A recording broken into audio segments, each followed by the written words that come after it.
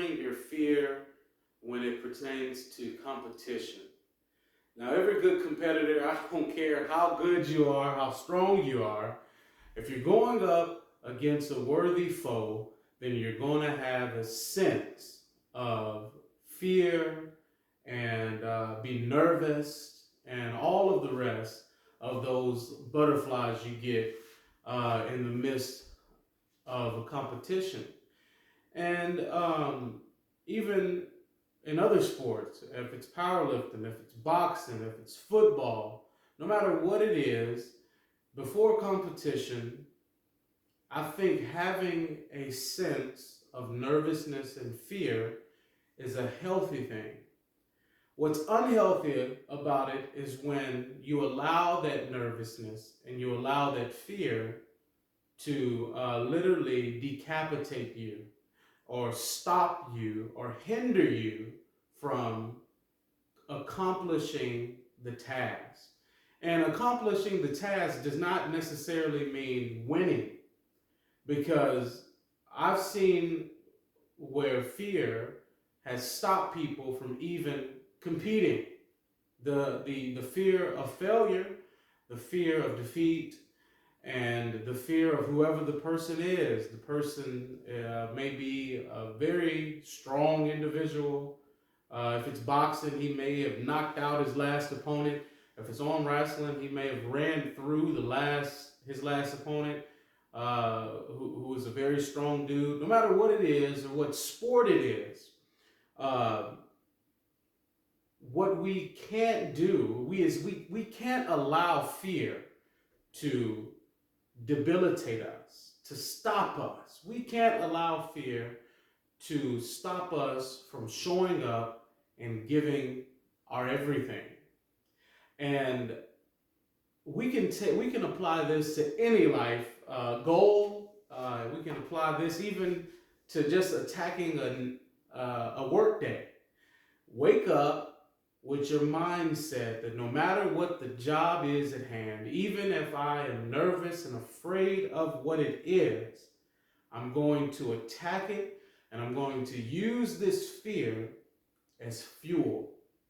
And fuel to not necessarily go out and win every time, but fear to show up, fear to give it your all, or not fear, but fuel to show up, fuel to give it your all, fuel to allow you to face whatever the task is. Turn your fear into fuel.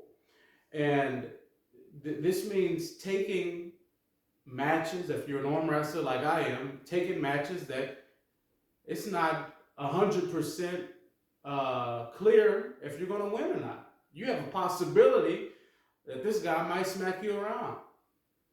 But it's taking the match anyways, not allowing fear or anxiety or frustration or any of those things to stop you from attacking the task. Sometimes just showing up and competing at the best of your ability is enough for you to make a mental note. Man, I didn't let fear stop me that time. And to me, that's a win. That's a win because I showed up, I gave it my all, and I attacked the situation head on. I think this is a principle we can take into life and take into our average day. You know, don't allow fear to cut you at the knees. Don't allow fear to stop you from moving. Keep moving. Face your fears. Take chances. Take chances.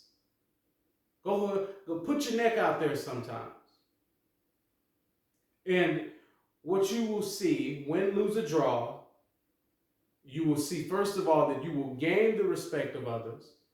You will gain self-respect and self-confidence because you did not allow your inner fear or nervousness to stop you from doing what you set out to do. And so this episode, I'm guessing I'm starting a new podcast on wrestling or sports, athletic, motivation podcast, all that crammed into one. But this episode here is don't let fear stop you from accomplishing your goals. Don't let fear stop you from showing up to the match, giving your all. Don't let fear stop you. Let fear be the fuel to push you into that next level, to push you to conquer whatever that is on the other side. We're going to meet it head on. And that's my mentality. And I pray and I hope that will be your mentality. I don't care what your sport is. I don't care what kind of athlete you are. You can apply this to whatever you want to across the entire board. Don't let fear stop you from showing up, and don't let fear stop you from accomplishing what you set out in your heart to accomplish. Win, lose, or draw, I will not be stopped by my fear. I will not allow my fear to defeat me. I'm going to show up. I'm going to give it my all. And win, lose, or draw, I can walk out with my head held high, knowing that I did not allow fear to stop me, but I actually turned it into fuel to push me into victory. Grace and peace. It's Isaiah the prophet.